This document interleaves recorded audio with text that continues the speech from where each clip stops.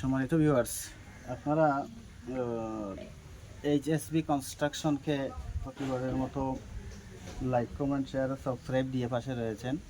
আমরা তার জন্য কৃতজ্ঞতা জানাচ্ছি। বিশেষ করে আজকে আমরা যে বিষয় নিয়ে কথা বলবো সেটা হচ্ছে শর্ট কলাম ঢালাইয়ের আগে করণীয় কী। তো আমাদের সাথে থাকুন এবং দেখতে থাকুন আমরা কি কি করতেছি। প্রথমে আমরা লেআউটের সুতা টান দিয়েছি, তারপর সুতা থেকে আমরা মাপ অ্যাকুরেট করে শল দিতেছি নিচে। চতুর্দিকে আমরা 4টা শল দিব। আপনারা আমাদের সাথে থাকবেন, যদিও ভিডিওটা একটু লম্বা হবে। যারা বিষয়গুলো জানে না তাদের জন্য বেস্ট হবে, শিখতে সুবিধা হবে। দেখতে থাকেন। আর এভাবে করলে সঠিক নিয়মে কলাম শতভাগ সঠিক জায়গায় বসবে। এতে করে মাপের মধ্যে আর বেশ কম হওয়ার কোনো সুযোগ থাকে না। এবং আমরা তো সরাসরি ভিডিওতে দেখতেই পাচ্ছেন, আমরা সরাসরি কাজ করতেছি যাতে করে আপনাদের বুঝতে সুবিধা হয়।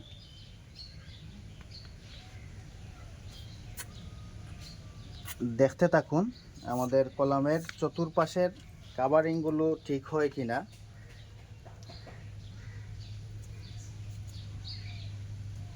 এটা 7.5। এই কলামটা হচ্ছে 15x13।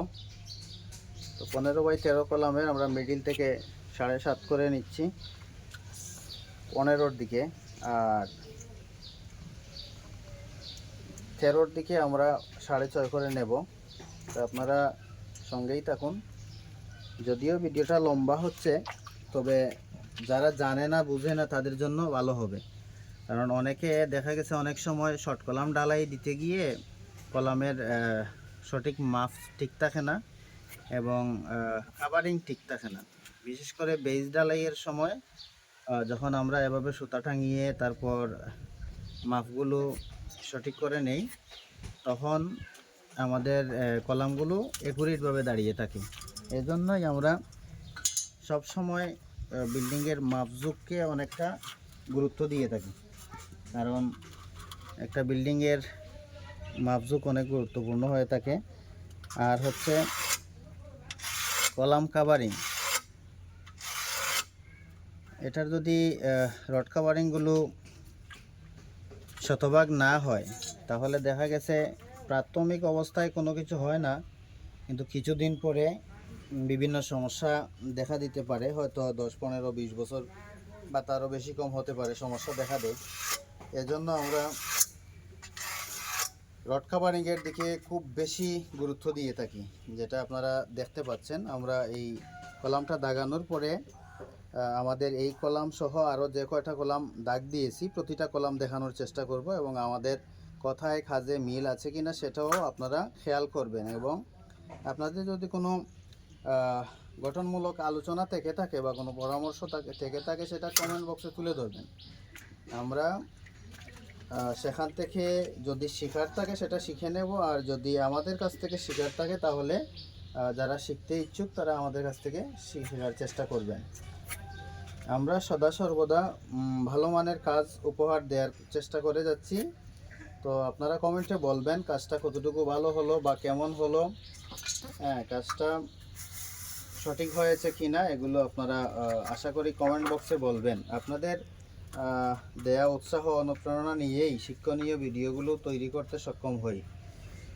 যদি উৎসাহ অনুপ্রেরণা নাই পাই তাহলে তো এইরকম শিক্ষণীয় ভিডিও তৈরি করে লাভ নেই। অনেকেই দেখা গেছে বিতর্কিত ভিডিও তৈরি করে থাকে, মানুষকে বিভ্রান্তির সম্মুখীন করে।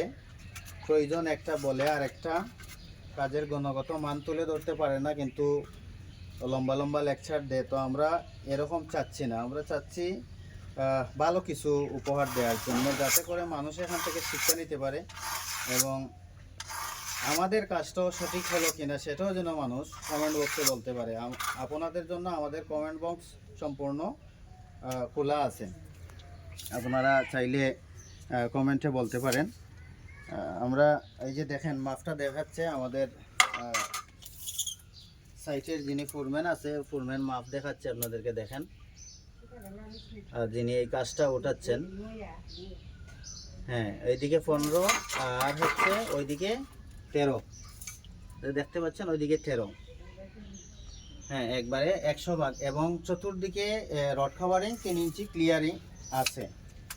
এখানে আর কোনো সন্দেহ নেই। এবং এই কাজটার মান আমরা বলবো 100% হচ্ছে।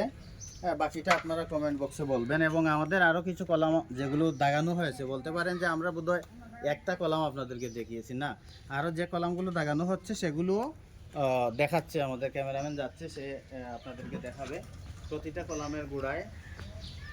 হ্যাঁ, একইভাবে প্রতিটা কলামের গোড়া চতুর্দিকে ক্লিয়ার কাভার আছে।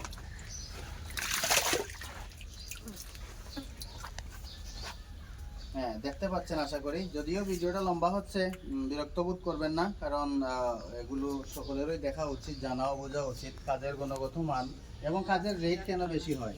কাজের রেট বেশি হওয়ার পিছনে কাজের গুণগত মানের হাত রয়েছে, সেটা বুঝতে হবে।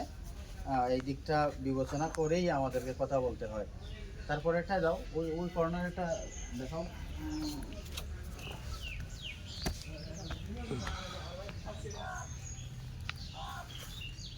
হ্যাঁ, তারপরে এটাতে আসো, নামা লাগবে না, এটাতে আসো, আমাদের এগুলো তো আর দেয়া নাই। হ্যাঁ, তারপরে আসো, এটা এটা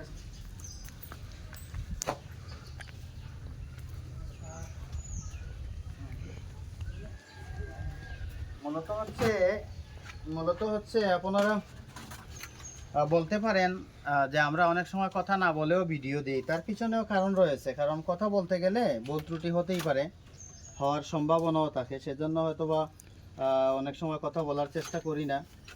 এবং যেহেতু কথায় আর কাজে মিল রেখেই চলতে হয়, সেহেতু আমরা যদি শুধুমাত্র ভিডিওর দিকে লক্ষ্য করি, তাহলে দেখা গেছে আমাদের কাজটা শতভাগ উত্তোলন করতে পারবো না। কারণ ভিডিও করা নিয়ে যদি ব্যস্তই থাকি, তাহলে কাজটা করব কিভাবে?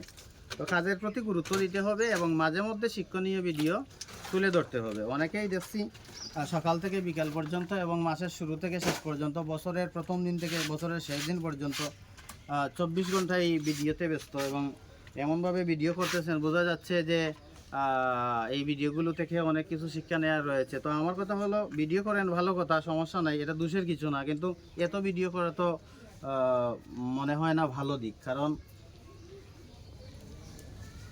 প্রত্যেকটা ভিডিও করতে গেলে কমপক্ষে 10-15 মিনিট সময় প্রয়োজন হয়, 20 মিনিট সময় প্রয়োজন হয়।